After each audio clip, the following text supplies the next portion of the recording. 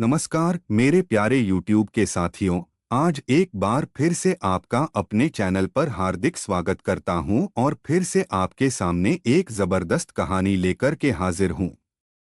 साथियों, सबसे पहले तो मैं आपसे एक बात शेयर करना चाहूंगा। दरअसल आप सभी लोगों के मुझे कमेंट आ रहे थे कि कुछ साथी अपने हॉरर एक्सपीरियंस को हमारे साथ शेयर करना चाहते, तो उनके लिए एक नया सिलसिला शुरू किया है।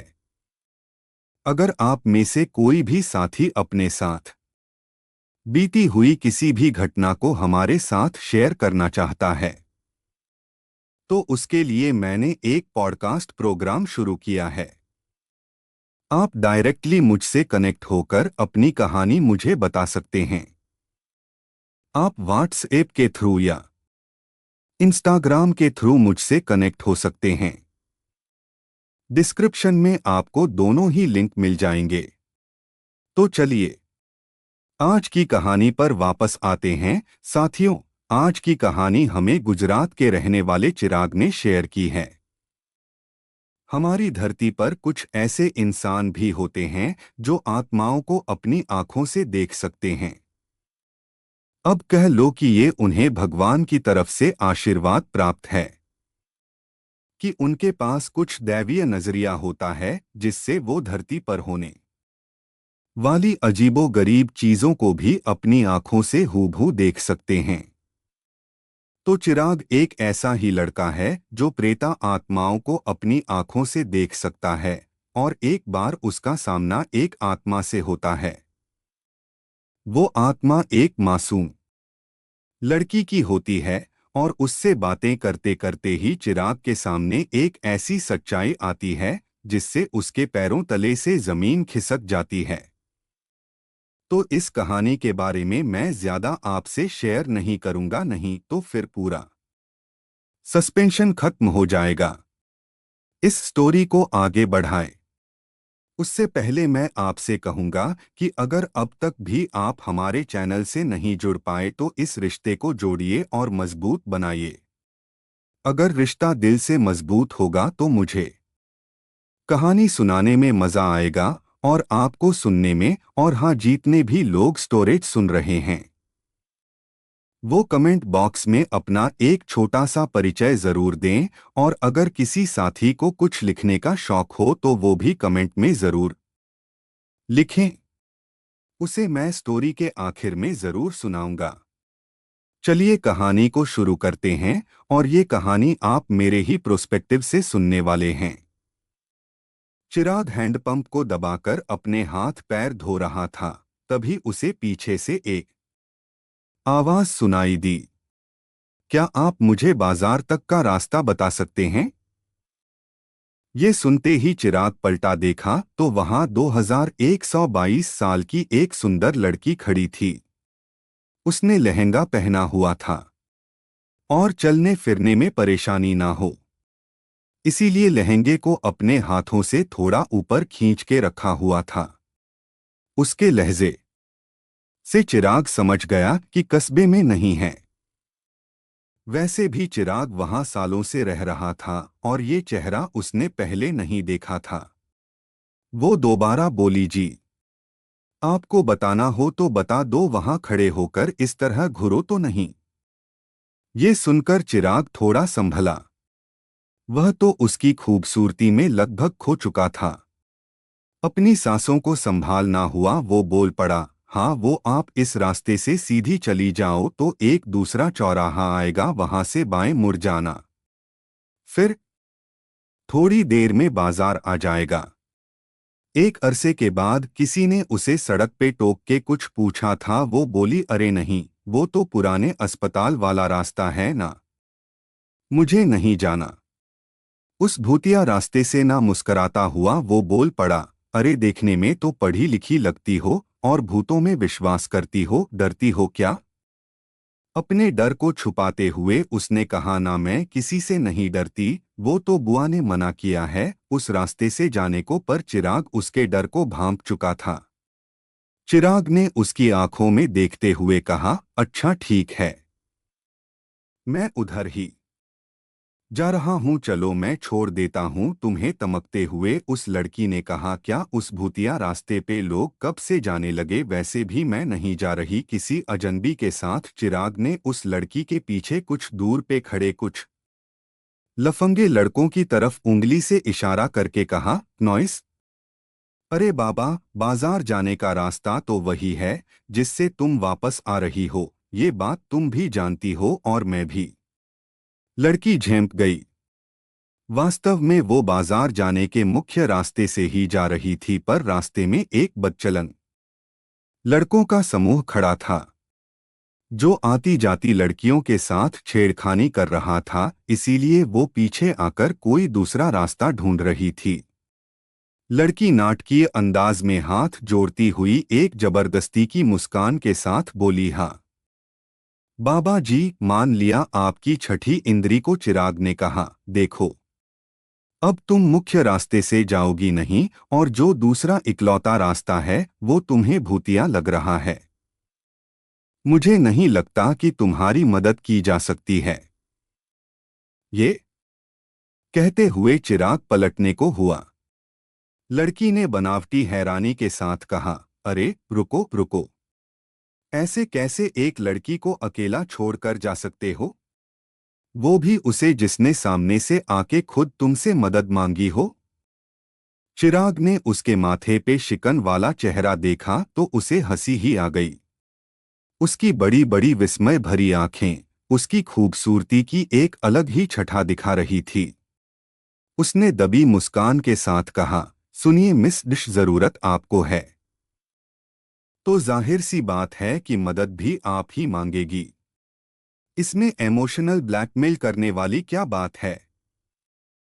उसने थोड़ा ठिठकते हुए कहा, हाँ हाँ, वो सब ठीक है, पर आपको नहीं लगता आपको एक जवान लड़की को इस तरह अकेला नहीं छोड़ना चाहिए? उसने रुबांसी आवाज में गर्दन झुकाए हुए कहा, शाम हो गई है, थोड़ी देर में अंधेरा भी हो जाएगा। मेरा बाजार जाना जरूरी नहीं होता तो वापस घर लौट जाती। चिराग ने अपनी भौहों को चढ़ाकर बनावटी अंदाज में पूछा, तुम्हें बातें समझ नहीं आती? शायद मैं तुम्हें मदद की पेशकश कर चुका हूं, पर अब तुम मेरे साथ नहीं जाना चाहती तो मैं क्या कर सकता हूं? उसने उंगली से अपने पीछे वाले रास्ते की तरफ इशारा करके कहा, जी वो मैं कह रही थी कि आप मुझे इस वाले रास्ते से बाजार क्यों नहीं छोड़ देते? और इससे पहले कि चिराग कुछ कह पाता वह धनदनाती हुई बोल पड़ी, मुझे पता है एक अजनबी होने की हैसियत से मैं कुछ ज्यादा मांग रही हूं, पर अगर जरूरी ना होता तो मैं ऐसा ना करती। चिराग ने मुस्कराते हुए कहा, ओह मतलब मुझे इतना नहीं जानती कि मेरे साथ थोड़ी दूर सफर कर सको, पर फरमाइशें कर सकती हो। एक अरसे बाद उसने किसी की चुटकी ली थी। उसने लगभग बुदबुदाते हुए कहा, ओ हेलो, कोई फरमाइश नहीं कर रही मैं, वो तो मैं कस्बे में नहीं हूं और लोगों को जानती नहीं। तुम थोड़े डिसेंट टाइप लगे तो मदद मांग ली।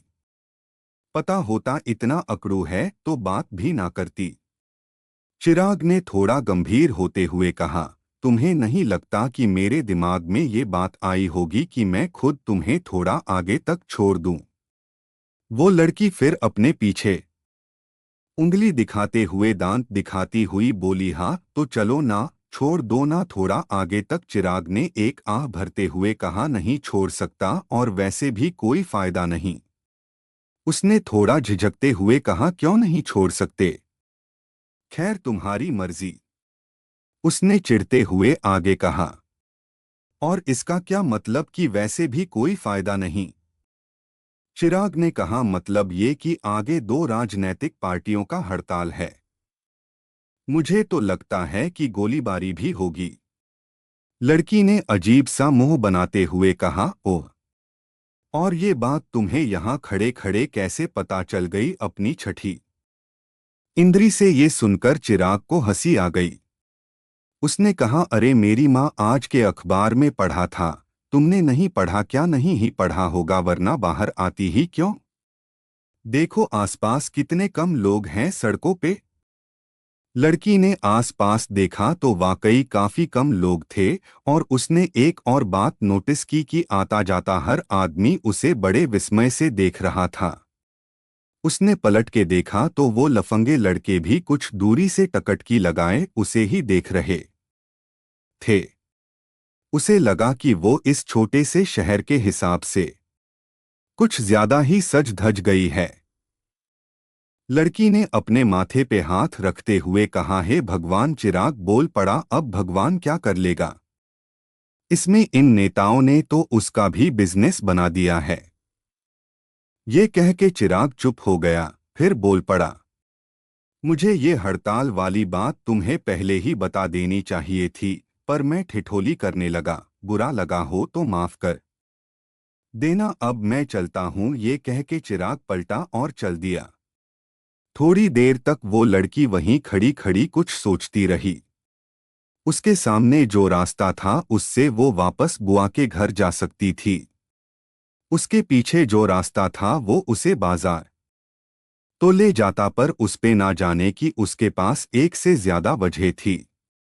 उसने अपने बाएं तरफ के रास्ते को देखा, जिस पे चिराग चलते चलते थोड़ी दूर जा चुका था। उसके कानों में एक बार बुआ की हिदायत गूंजी कि उस रास्ते पर मत जाना बेटा, बड़ा मनहूस रास्ता है और तू नहीं है ना तो भटक भी जाएगी। फिर उसने कुछ सोचा और बुदबुदाते हुए कहा, दत्त यार ये सब कुछ नहीं होता।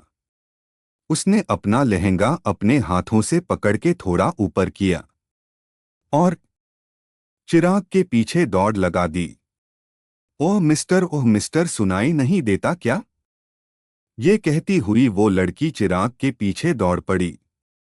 चिराग को आवाज तो आई पर उसने पलट के पीछे नहीं देखा और अपनी गति से चलता रहा, जैसे कि उसने कुछ सुना ही ना हो। वो लड़की दौड़ती हुई अब उसके बगल में पहुंच चुकी थी। उसने अपनी सांसों को सामान्य करते हुए कहा, जो कि दौड़ने को वजह से तेज हो गई थी। बहरे हो क्या, इतनी देर से चिल्ला रही हूं और तुम ऐसे इग्नोर कर रहे हो जैसे लोग इलायची को बिरयानी में करते हैं। चिराग ने बनावटी अचरज के साथ कहा, अरे मिस्ड आप यहाँ? लड़की ने थोड़ा ताव में कहा, ये बार बार मिस्ड क्या लगा रखा है? मेरा नाम कल्पना है। चिराग ने रुआंसी आवाज में कहा, ओह वो मुझे पता नहीं था, तोड्श कह रहा था। वैसे मुझे लगा था कि कोई आवाज मुझे पुकार रही है, पर मैंने पलट के नहीं देखा कि क्या पता कोई चुड़ैल हो। इस रास्ते के बारे में तो तुम जानती ही हो ना?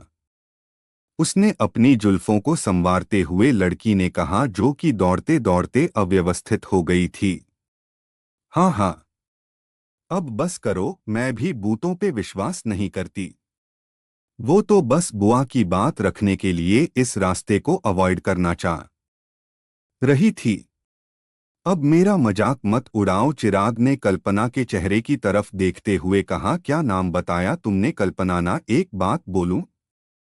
लड़की का चेहरा पसीने से लथपथ था और शाम की रोशनी में दमकने लगा था। वो बोली, हो बोल दो, ये कल्पना नाम की लड़कियां हमेशा ही सुंदर होती हैं। कल्पना ने इतनाते हुए कहा, वो तो है। चिराग अपनी हंसी दबाता हुआ बोला, फिर तुम क्यों नहीं हो? ओह बोलो, तुम्हें नहीं लगता तुम कुछ ज्यादा ही फ्रैंक हो रहे हो मेरे साथ? और तुम खुद को समझते क्या हो? कल्पना को गुस्सा आना शुरू ही हुआ था कि चिराग ने मासूम सा चेहरा बना के कहा, सॉरी। कल्पना कहते कहते चुप हो गई। थोड़ी देर दोनों सन्नाटे में चलते रहे। फिर कल्पना ने कहा, वो मेरी हालत थोड़ी बिगड़ गई है इस कस्बे की उड़ती धूल मिट्टी से, वरना मैं ठीक ठाक दिखती हूँ। चिराग ने भी सपाट लहजे में हंसी दबाते हुए कहा, हाँ दिखती होगी। कल्पना ने फुसफुसाते हुए खुद से कहा, घमंडी कहीं का, खुद को समझता क्या है? तार के पेड़ जैसा लंबा है, बस कपड़े भी काले काले पहने हुए हैं। और चिराग की तरफ देखकर मुंह बिचकाया। चिराग ने कहा, अरे वाह, फिर से करो तो। कल्पना ने अपनी चाल थोड़ी धीमी कर ली। अब वो चिराग के साथ साथ न छल के उसके पीछे पीछे चल रही थी और चिराग को घूरे जा रही थी। मन तो कर रहा है कि अभी उल्टे पांव वापस चली जाऊं। वो अपने विचारों की कश्मकश में ही थी कि उसे अपने पीछे कुछ सरसराहट सी महसूस हुई। पलट के देखा तो पाया कि एक जंगली कुत्ता घुर्राता हुआ उसकी तरफ दौड़ता चला आ रहा है। वो घबरा के इतना डर गई कि दोनों हाथों से अपने कान और चेहरे को ढकझोर से चीख पड़ी। दौड़ के तो वैसे भी कोई फायदा नहीं था और लहंगे में वो तेज दौड़ भी नहीं सकती थी।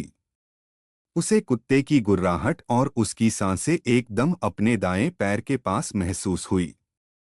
उसने आंखें कस के बीच ली और अपनी ही बाहों में खुद को जकड़ लिया। उसे लगा जैसे वो कुत्ता थोड़ी देर में ही उसे नोचना खसोटना शुरू कर देगा कि तभी एक कल्पना ऊपर देखो मेरी तरफ कल्पना को एहसास हुआ कि किसी ने उसके बाजुओं को उसके चेहरे से हटा दिया है और उसके दोनों हाथ पकड़ के खड़ा है। उसने धीरे धीरे अपनी आंखें खोली।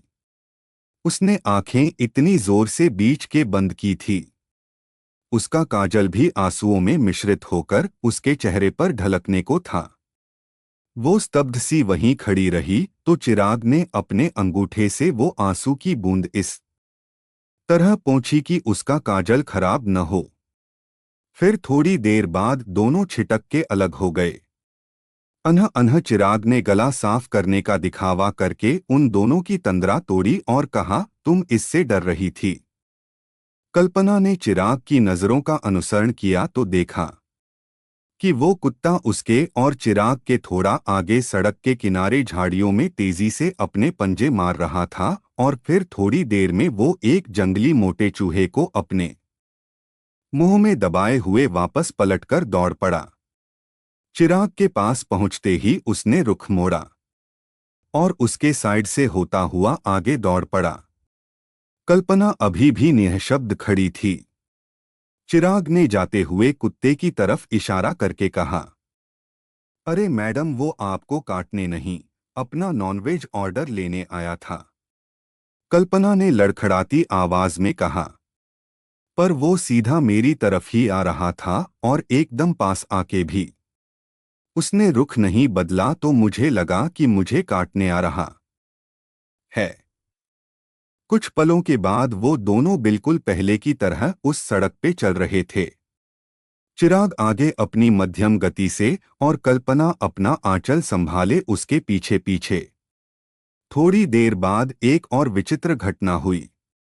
एक कौवा कल्पना के सर के एकदम करीब से गुजरा, इतना कि अगर वो झुकी ना होती तो वो उसके सर से टकरा जाता। जब वो कौवा उड़ता हुआ चिराग के पास पहुंचा तो उसने अपनी दिशा बदल दी और किनारे से उड़ता हुआ निकल गया। कल्पना पीछे से ये सब होता हुआ देख रही थी। उसने आराम से चलते चिराग को देखकर ये सोचा, कमाल है, यहाँ के जानवर इतना अजीब क्यों बर्ताव कर रहे हैं। कहीं इन्हीं की हरकतों की वजह से तो ये जगह बदनाम नहीं हो गई। फिर इस लड़के को कोई परेशानी क्यों नहीं हो रही। थोड़ी देर में एक नेवला इतनी तेजी से सड़क पार करता हुआ दिखा कि अगर वो रुकती नहीं तो वो पक्का उससे टकरा जाता। अपना लहंगा ठीक करते हुए वो बुदबुदा पड़ी, जिसे उसने अचानक से सामने आए नेवले को देखकर कसके बीच लिया था। यहाँ के सारे जानवर अंधे हैं क्या? एक के बाद एक अजीब घटनाएं घटती देखकर वो सोचने पे मजबूर हो गई, कहीं ये जगह सच में भूतिया तो नहीं। शायद इसी के प्रभाव में यहाँ के जानवर अजीब बर्ताव कर रहे हों। एक बार फिर बुआ की हिदायत उसके मन में गूंज गई और ये भी याद आया कि कैसे चौराहे पर खड़े लफंगे उसे इस रास्ते पे जाता देख भौंचक के रह गए थे। चिराग ने आगे चलते हुए ही कहा, वैसे यहाँ सियार और भूखे भेड़िए भी रहते हैं और तुम्हारी किस्मत अच्छी हुई तो लकड़बग्घों से भी पाला पड़ सकता है। इतना सुनते ही कल्पना दौड़